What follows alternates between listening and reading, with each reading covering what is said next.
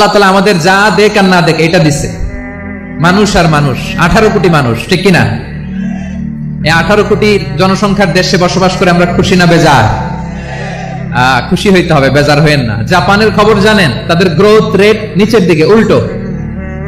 জনসংখ্যা নাই, বাচ্চা নিলে, সন্তান নিলে গভর্নমেন্ট তাদের টাকা দেয়। আমাদেরকে আল্লাহ তাআলা দয়া করে মায়া করে এই সম্পদটা দিয়েছে।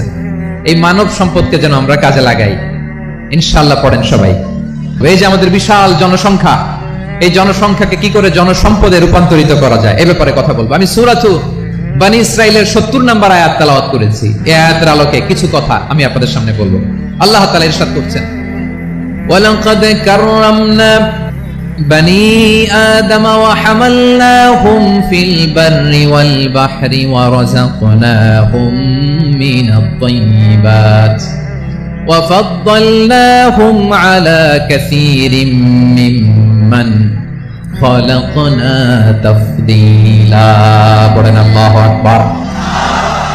রব্বুল আলামিন বলেন, ওয়ালাকাদ কাররামনা বনী আদম, আমি বনী আদমকে সম্মানিত করেছি, বনী আদমকে মর্যাদা দিয়েছি। ওয়া হামালনাহুম ফিল বাররি ওয়াল বাহর, বনী আদমকে জলে স্থলে, স্থলে এবং সমুদ্রে চলাচলের বাহন দিয়েছি। ওয়া রাযাকনাহুম মিনাত তাইয়্যিবাত, তাদেরকে পবিত্র রিজিকের বন্দোবস্ত করেছি। ওয়া ফাদ্দালনাহুম আলা কাসীরিম মিম্মান খালাকনা তাফদীলা, আর আমি আল্লাহ যাদেরকে সৃষ্টি করেছি তাদের মধ্য থেকে বনী আদমকে আমি শ্রেষ্ঠ বানিয়েছি। আমরা শ্রেষ্ঠ, আমরা আশরাফুল মাখলুকাত। আমরা কি শ্রেষ্ঠ? সবার চেয়ে সেরা। আমাদের মতো করে আল্লাহ কাউকে বানায় নাই। দুই পায়ে ভর করে, শির দ্বারা এরকম স্ট্যান্ড রেখে মাথা উঁচু করে দাঁড়াতে পারে এরকম কোন প্রাণী পৃথিবীতে আছে? এজন্য আল্লাহ বলেন, ওয়ালাকাদ কাররামনা বনী আদম, আমি বনী আদমকে সম্মানিত করেছি, তাদেরকে আমি মর্যাদা দিয়েছি। তাদেরকে আমি যত মর্যাদা দিয়েছি আমার কোন সৃষ্টিকে এত মর্যাদা দেই নাই। পড়েন সুবহানাল্লাহ। I have dignified the status of the sons of Adam. আদমের সব সন্তানের মর্যাদা আমি বাড়িয়েছি।